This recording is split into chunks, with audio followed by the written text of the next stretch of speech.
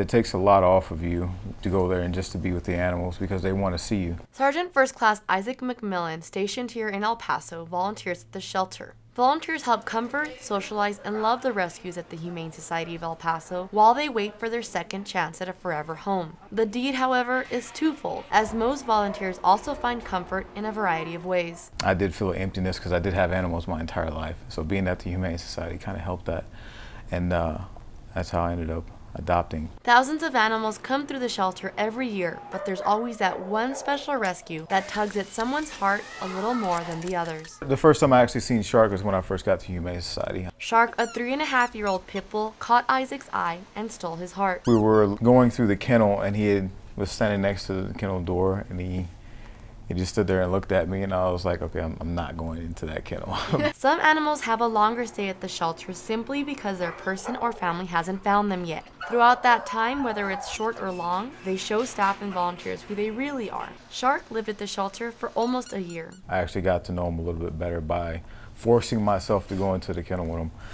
So I think we built a bond, and then whenever I started fostering him, I think there was no way that I can let him come back into the Humane Society. The shelter has a foster program for special needs animals like Shark, who are expecting mothers, puppies, and kittens without their mothers, and senior dogs. The way he acted with me was like nobody else that he interacted with. Shark was part of the training academy at the shelter, created by animal trainer Miriam Martinez, to help work with animals that have behavior issues. Some of these issues caused by abuse, traumatic experiences, or a lack of training and attention from previous owners. Behavior issues are one of the main reasons animals are surrendered, along with moving and medical issues. He was overly aggressive. When he got nervous, he nipped and he did the jumping thing. With the correct nurturing and training, most rescues make a full turnaround. He was a little nervous at first, but he really opened up. He didn't trust too many people.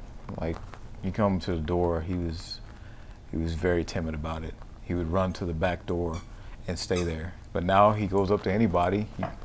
He's actually starting to trust people, so there's no problem. Shark beat a lot of odds.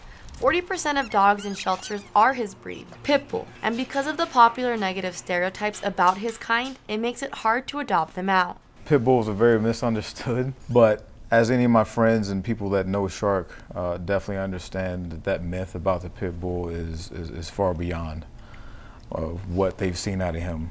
So it was very hard to get people to trust him. My parents came here last weekend and they said that you have a pit bull.